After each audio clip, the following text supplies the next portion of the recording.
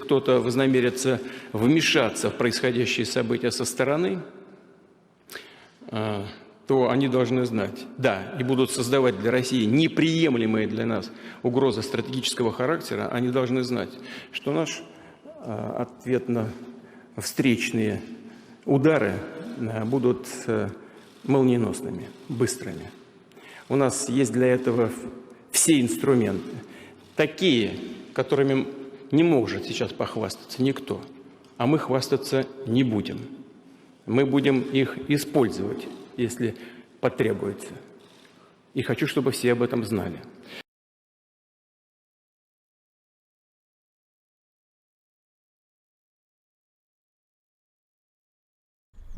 Smoke billows from the giant Azovstal steelworks. Ukraine says Russia continues to bombard the plant despite saying it wouldn't. The controversial nationalist Azov regiment, which defends the facility, posted this video of an injured woman online. It says up to 1,000 civilians are trapped in the Azovstal bunkers. But President Putin insists there are no ongoing attacks and accuses Ukrainian soldiers of using civilians as human shields. The United Nations is calling for humanitarian access to Mariupol.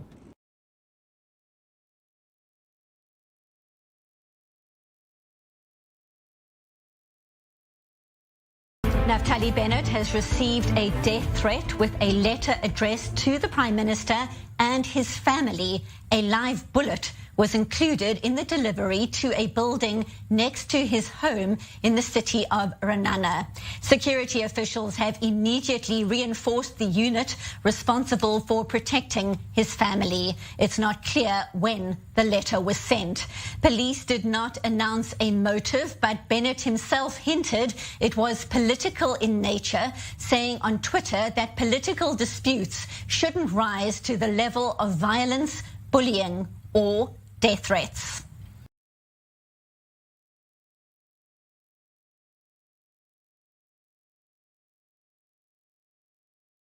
A Myanmar junta court has sentenced ousted leader Aung San Suu Kyi to 5 years in jail. She has been convicted of charges of corruption. Now, this is just one of the barrage of criminal cases that Suu Kyi faces. The Nobel laureate was accused of accepting a bribe of $600,000 in cash and gold bars. The junta spokesperson, Zoe Min Tun, said, and I quote, Aung San Suu Kyi will be under house arrest. I do not know whether she asked for appeal. They are working according to the legal way. As far as I know, she is in good health.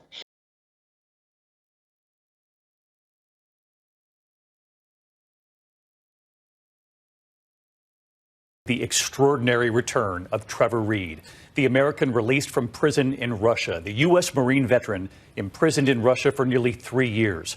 We're learning more here tonight about this dramatic prisoner swap on an airport tarmac in Turkey.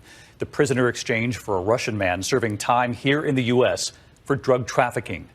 These were the first images of Trevor Reed, video aired by Russian state TV, a frail-looking Reed flanked by 2 officers, escorted from a van to a small plane in Moscow that then flew to Turkey.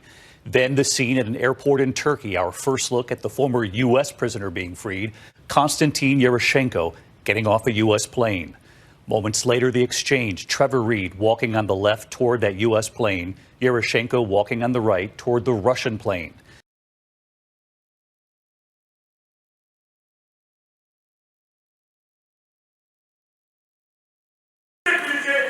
Mali has accused the French army of spying and subversion when it used a drone to film what France alleged was mercenaries burying bodies near a military base. The West African nation's ruling junta in a statement on Tuesday said a drone illegally flew over the Gossi base on April 20, the day after French forces handed the site back to Mali. The following day, the French army shared a video it said showed Russian mercenaries covering bodies with sand to falsely accuse the departing troops of war crimes. 2 soldiers could be seen filming the half-buried corpses. Mali's military have now announced an inquiry into the discovery of a mass grave at the Gossi base. The army says it found the grave the day after the images were published and claimed the body's advanced stage of putrefaction ruled out Malian soldiers' responsibility.